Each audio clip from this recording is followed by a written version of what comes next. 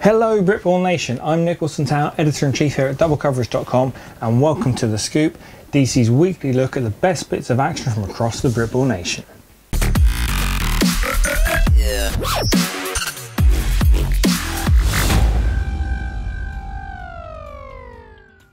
We'll start off by jumping into the news, and obviously the biggest news over the past week was the GB Lions women's squad heading off to Canada and completing their final two fixtures in the Women's World Championship finals. Following on from the Lions' rampant defeat of the top team in Europe, Finland, the GB girls took on both hosts Canada and a pacey, impressive Mexican side. As it was, neither fixture went the way of the Lions, though that should take nothing away from their huge achievements.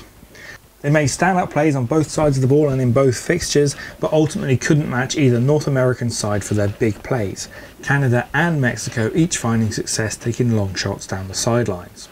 Ruth Matter was on fire all tournament long, the diminutive running back busting moves and showing insane pace considering the length of stride she's working with.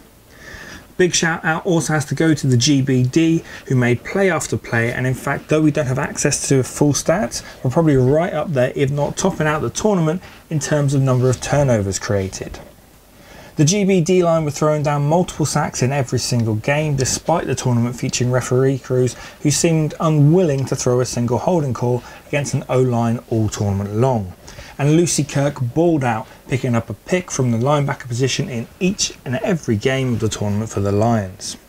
As we say, they're going to be disappointed to come away from the tournament without a medal, but it says everything that they were the only non-North American side even competing for one this year. One thing that really stood out for me personally watching 5 and a bit games of the tournament was the commentators' discussion of professional women's American football,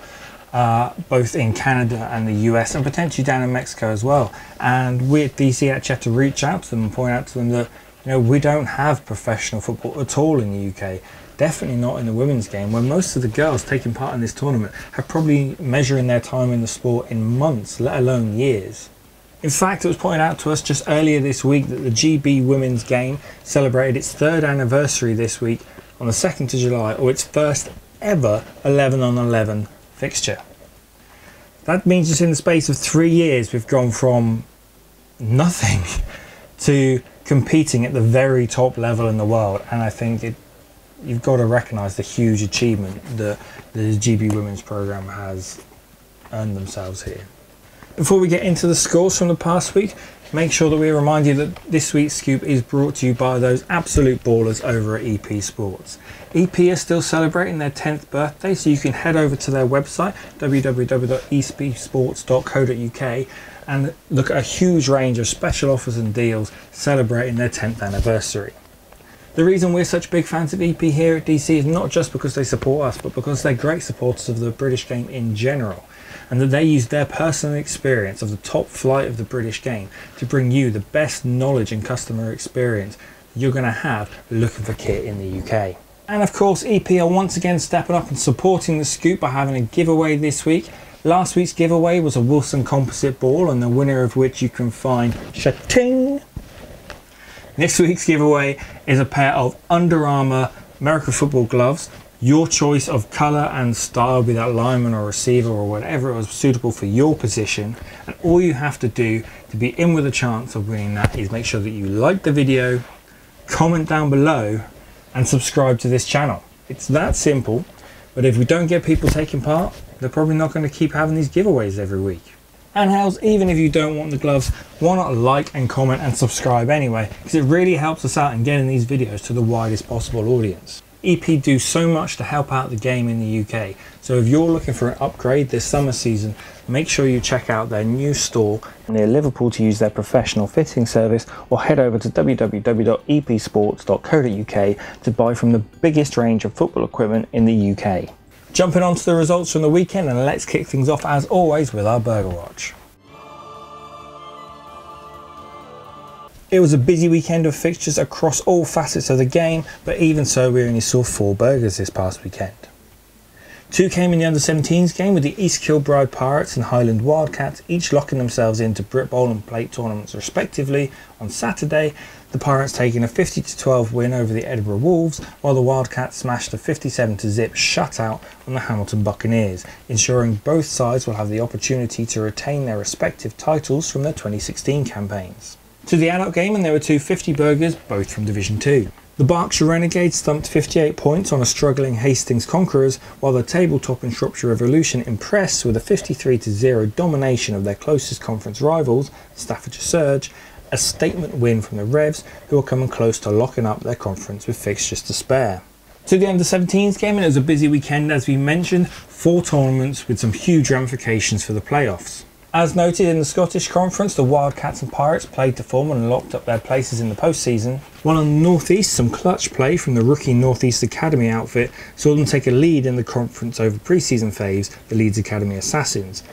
Undefeated so far this season, the NIAF have really impressed in their opening campaign, and it's great to see this conference really come down to the wire as the top 2 teams will meet yet again when the Assassins host their own tournament later this month. To the London Conference, and some tough balling from the London Warriors saw them take 2 wins away on the day, put themselves in the best possible position to see some postseason balling of their own. They're among the first teams in the conference to complete their 12-game schedule and will need results to go their way for that 8-4 record to be enough to make a playoff tournament, but either way they clearly intended to end the season in style and did so. Meanwhile, the Exile Rebels went undefeated and locked themselves into some form of postseason balling with a tournament to spare. Finally, in the southeast, a disappointing weekend for the Kent Phoenix, who are a no-show and able to muster the numbers to travel down to the tournament. Even so, some good results for the Essex Spartans and Kent Exiles Outlaws, who each took a win, a walkover and a tie away from the day, meaning the race for the postseason in the southeast should really be a hard-fought contest. Just a single fixture in the under-19s game as the on-form looking London Blitz put in a dominant performance against the Farnham Knights. The win takes the Blitz one step closer to a rematch grudge match against the Birmingham Lions, the only side to beat them so far this season. And also the loss for Farnham means the Birmingham Lions are now uncatchable atop the Southern Conference. Congratulations Birmingham on the conference crown.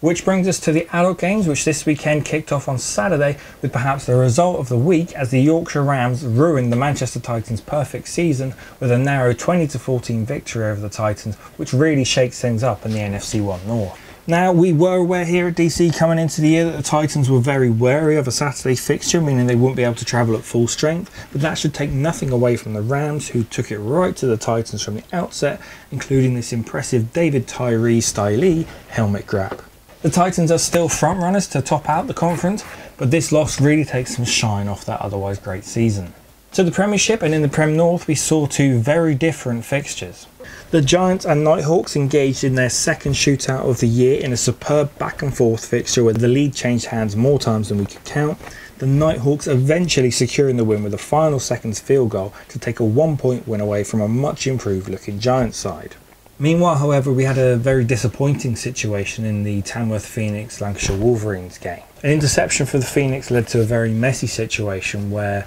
an illegal hit on the far side from the play not only saw a Lancashire Wolverines player ejected, but also saw the Phoenix player sustain a very serious injury. Both the incredibly hostile atmosphere that this created and the very one-sided scoreline led to the Lancashire Wolverines choosing to bow out at the half and not play out the fixture. Obviously this isn't the news you want coming from the top tier of the British game, but I'm sure DC joined the rest of the Britball Nation in really that the focus here should be wishing the Tamworth Phoenix player the speediest of recoveries and the very best moving forwards in the game. At the same time though, it is worth noting that this isn't the first situation where we've had negative reports circulating about the Lancashire Wolverines this year.